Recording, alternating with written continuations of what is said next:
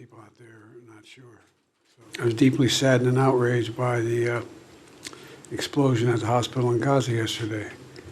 And based on what I've seen, it appears as though it was done by the other team, not you. Terrorist group Hamas has slaughtered, as has been pointed out, over 1,300 people.